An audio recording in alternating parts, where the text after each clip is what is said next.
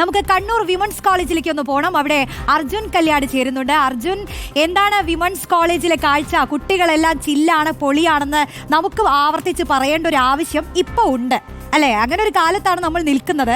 കുട്ടികളോട് അവരോട് നമുക്ക് ചോദിക്കുമ്പോൾ അവർക്ക് പറയാൻ കഴിയുമോ, ഞാൻ ലഹരി ഉപയോഗിച്ചിട്ടില്ല, ഇനി ഉപയോഗിക്കില്ല, അല്ലെങ്കിൽ എനിക്ക് മികച്ച മാതൃകകൾ ഉണ്ട് എന്നൊക്കെ അവർക്ക് പറയാൻ കഴിയുമോ എന്ന് നമുക്ക് ചോദിച്ചു നോക്കാം. അർജുൻ,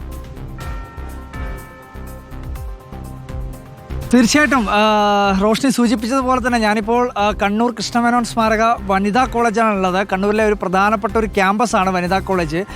ഈ ലഹരിക്ക് ആണെന്നോ പെണ്ണെന്നോ അല്ലെങ്കിൽ മറ്റ് ട്രാൻസ്ജെൻഡർ എന്നോ ഒന്നുള്ള ലിംഗഭേദമൊന്നുമില്ല. എല്ലാവരും തന്നെ ലഹരിക്ക് അല്ലെങ്കിൽ അത്തരത്തിലുള്ള ലഹരി അവരെയൊക്കെ അടിമപ്പെടുത്തുന്ന കാഴ്ച പലപ്പോഴായി നമ്മൾ കണ്ടതാണ്. പക്ഷേ ഈ ക്യാമ്പസിനെ സംബന്ധിച്ച്, കണ്ണൂർ കൃഷ്ണമേനോൻ ക്യാമ്പസിലെ വിദ്യാർത്ഥികളെ സംബന്ധിച്ച് അവരെല്ലാം നമ്മളിവിടെ വന്ന് ആദ്യഘട്ടത്തിൽ ഇങ്ങനെയാണ് ഈ ക്യാമ്പയിൻ ഉദ്ദേശിക്കുന്നത് എന്നൊക്കെ പറഞ്ഞപ്പോൾ അവർ തന്നെ പറഞ്ഞത്, നമ്മളാരും ഉറപ്പിച്ച് പറയാൻ വേണ്ടി കഴിയും ഒരു തരത്തിൽ പോലുമുള്ള ലഹരി വസ്തുക്കളുടെ ഉപയോഗിക്കുകയോ അല്ലെങ്കിൽ അതിന് ഏതെങ്കിലും തരത്തിലുള്ളൊരു സഹായം നൽകുകയോ ചെയ്യുന്ന ഒരു സമീപനം സ്വീകരിക്കുന്ന ആളല്ല എന്നുള്ളത് അവർ ആദ്യം തന്നെ വ്യക്തമാക്കിയിട്ടുണ്ട്. എന്താണ് നിങ്ങളുടെ ഈ ക്യാമ്പസ് പൂർണ്ണമായും ഇതിലെ ഓരോ വിദ്യാർത്ഥിയെയും ലഹരി മുക്തമാക്കാൻ വേണ്ടി പറ്റി എന്നുള്ള ഒരു കോൺഫിഡൻസ് നിങ്ങൾക്ക് ഉണ്ടോ? തീർച്ചയായും. കാരണം എന്താ വെച്ച് കഴിഞ്ഞാൽ നമ്മുടെ കോളേജിനകത്ത് വരുമ്പം തന്നെ അറിയാം എങ്ങനെയാണ് അതിൻ്റെ ഒരു അവസ്ഥ, ഒരു അന്തരീക്ഷം കാണുമ്പോൾ തന്നെ നമുക്ക് മനസ്സിലാവും. ഒരു തരത്തിലുള്ള മോശമായ പ്രവർത്തികളിൽ ഏർപ്പെടുന്നവരോ പുറത്തായി കഴിഞ്ഞാലും വനിതാ കോളേജിലെ വിദ്യാർത്ഥിനികളെ പറ്റി നല്ല അഭിപ്രായം തന്നെയാണ്. എല്ലാവിധ കോളേജിനകത്തൊരു പരിപാടി വന്നു കഴിഞ്ഞാൽ ഇങ്ങനെ മാറി നിൽക്കാതെ എല്ലാ പരിപാടിയിലും സജീവമായിട്ട് പങ്കെടുക്കാനും, എല്ലാ പരിപാടികളിലും ആൾക്കാർ ഇങ്ങനെ സജീവമായിട്ട് പങ്കെടുക്കുമ്പോൾ തന്നെ വിദ്യാർത്ഥികളെല്ലാം എൻഗേജ്ഡ് ആണ്. അവർക്ക് പിന്നെ ഈ ലഹരിയുടെ പുറകെ പോകേണ്ട ആവശ്യം ഉണ്ടാവാറില്ല അല്ലേ? ഇല്ലില്ല.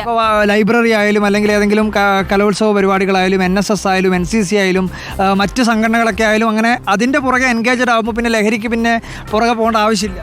ഇല്ല, അത് ശരിയാ.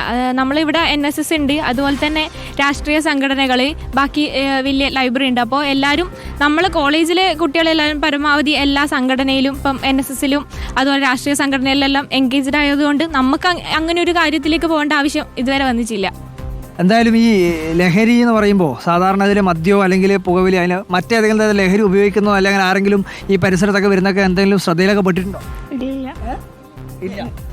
അതായത് ഈ ക്യാമ്പസിൽ അതുവഴി ഈ ഇങ്ങനെ ലഹരി ഉപയോഗിച്ചെത്തുന്ന ആരും ഇല്ല എന്ന് നമുക്ക് പരിപൂർണമായി ഉറപ്പിക്കാൻ വേണ്ടി പറ്റും അല്ലേ? കൂട്ടുകാരോടൊക്കെ സംസാരിക്കാറുണ്ടോ ഈ ഇങ്ങനെയുള്ള വിഷയങ്ങളൊക്കെ? ഇങ്ങനെ കുട്ടികളൊക്കെ ആരെങ്കിലും അല്ലെങ്കിൽ വീടിൻ്റെ സമീപത്തൊക്കെയുള്ള ആരെങ്കിലും ഒക്കെ ഇങ്ങനെ ലഹരി ഉപയോഗിക്കുന്നതൊക്കെ കാണുമ്പോൾ അവരുടെയൊക്കെ ശ്രദ്ധയിൽ പെടുത്താറുണ്ട്, ഇതൊക്കെ മോശമാണെന്നൊക്കെ പറയാറുണ്ടോ? പറയാറുണ്ട്. അതായത് ഈ സിന്തറ്റിക് ഡ്രഗ് പോലുള്ള ഈ MDM അങ്ങനെയുള്ള കാര്യങ്ങളൊക്കെ ഇപ്പോൾ കൂടുതലായിട്ട് പറയപ്പെടുന്നത് കേൾക്കുന്നത്. ഈ മദ്യവും ഈ പുകവലി എന്നതിനപ്പുറത്തേക്ക് ഇപ്പോൾ കുറേ കൂടി ഭീകരമായ രീതിയിലേക്ക് പോവുകയാണ്. ഇങ്ങനെയൊക്കെ ഉപയോഗിക്കുന്ന ആരെങ്കിലുമൊക്കെ ഇതിനു മുമ്പ് ശ്രദ്ധയിൽപ്പെടുകയോ അവരെ തിരുത്തുകയോ ഒക്കെ ചെയ്തിരുന്നു? ശ്രദ്ധയിൽ അങ്ങനെ ആരും പെട്ടിട്ടൊന്നുമില്ല. അഥവാ കണ്ടിട്ടുണ്ടെങ്കിൽ തന്നെ പറയും ഇങ്ങനെയാണ് സംഭവം. തീർച്ചയായിട്ടും അവരെ തിരുത്തും അല്ലേ? എന്തായാലും എന്താ ഇവിടെ നിങ്ങളുടെ പ്രധാനപ്പെട്ട ഒരു എൻഗേജ്മെൻറ്റ് എങ്ങനെയാണ്? നമ്മളിപ്പോൾ NSS ഇപ്പോൾ നേരത്തെ പറഞ്ഞ പോലെ തന്നെ NSS പ്രവർത്തനങ്ങൾ നന്നായിട്ട് നടക്കുന്നുണ്ട്. പിന്നെ രാഷ്ട്രീയ സംഘടനകളുണ്ട്. അത് ഓരോ ക്ലാസ് ക്യാമ്പയിനിങ് നടത്തും, അല്ലെങ്കിൽ നമ്മൾ ഈ ഓപ്പൺ എയറിൽ വെച്ച് തന്നെ ചെറിയ ചെറിയ പരിപാടി, ബോധവൽക്കരണം പോലെയുള്ള എന്തെങ്കിലും അങ്ങനെയൊക്കെയുള്ള പരിപാടികൾ NSSൻ്റെ ഒക്കെ നേതൃത്വത്തിൽ നടത്താറുണ്ട്. ഞങ്ങൾ ഒരു ടീം, NSSൻ്റെ ഒരു ടീം ബസ് സ്റ്റാൻഡിൽ പോയി ലഹരിക്കെതിരായിട്ടുള്ള മറ്റേ ഫ്ലാഷ് മോബ് പോലെയുള്ള സംഭവങ്ങളൊക്കെ നടത്തിയിട്ടുണ്ടായിരുന്നു. എന്തായാലും ലഹരി ഉപയോഗിക്കുന്നില്ല എന്നുള്ളത് നമുക്ക് ഉറപ്പിച്ച് പറയാൻ വേണ്ടി പറ്റും. നമുക്ക് ഒറ്റൊരു കാര്യം കൂടി പറയാം. ലഹരിക്കെതിരെ വുമൺസ് കോളേജിൽ സർഗാത്മകമായി ഒരു പ്രതിരോധം തീർക്കുകയാണ്, അല്ലെങ്കിൽ ലഹരിക്കെതിരെ ഒരു പ്രതിഷേധം തീർക്കുകയാണ്. ഒരു 2 വരി പാട്ട് കൂടിയാവും. എല്ലാവരും പാടൂലേ? ഉച്ചക്ക് എല്ലാവരും കഞ്ഞി കുടിച്ചില്ലേ? എല്ലാവരും കഞ്ഞി കുടിച്ചിട്ടേ അതൊരു ആവേശക്കുറവുള്ളതുപോലെ ഇല്ല അല്ലേ? ഒരു 2 വരി പാട്ട്. നിങ്ങളുടെ പേരെന്താ? നിരഞ്ജനയുടെ ഒരു 2 വരി പാട്ട് ലഹരിക്കെതിരെ വുമൺസ് കോളേജിൽ സർഗാത്മകമായി പ്രതിരോധം തീർക്കുകയാണ്. ഏത് പാട്ടായാലും പാടിക്കും. ആര്യം നെല്ലിൻ്റെ ഓലന്നാടും പോലെ ചാഞ്ചാടുണ്ണി ചരിഞ്ഞാട്, ഞാറ്റുമുടി കുത്തി താളത്തിൽ പാടണ പാട്ടു കേട്ട് നീയുറങ്ങ്, അക്കണ്ടമിക്കണ്ടം മേലത്തെ കുഞ്ഞിക്കണ്ടം കണ്ടത്തിനോരത്ത് കുണ്ടും കുത്തി, ആയിലയില ചേമ്പില വിരിച്ചിട്ടും എന്നെ കിടത്തിയിട്ടും പോയതല്ലേ. ഒരു കാര്യം കൂടി, അടിപൊളി പാട്ടാണ്. ഒരു കാര്യം കൂടി ചോദിക്കുക, ഈ സിനിമകളിലൊക്കെയുള്ള വയലൻസും ലഹരി ഉപയോഗമൊക്കെ നമ്മളെയൊക്കെ സ്വാധീനിക്കുന്നുണ്ടോ? ഈ സിനിമകളിലൊക്കെ ഇങ്ങനെ വയലൻസ് ഒക്കെ കുറക്കേണ്ടതുണ്ടോ?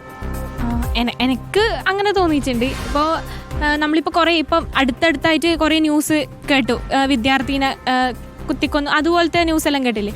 അപ്പോൾ അതെല്ലാം കാണുമ്പോൾ സിനിമേൻ്റെ സ്വാധീനം ഉണ്ട് എന്ന് തോന്നിയിട്ടുണ്ട്.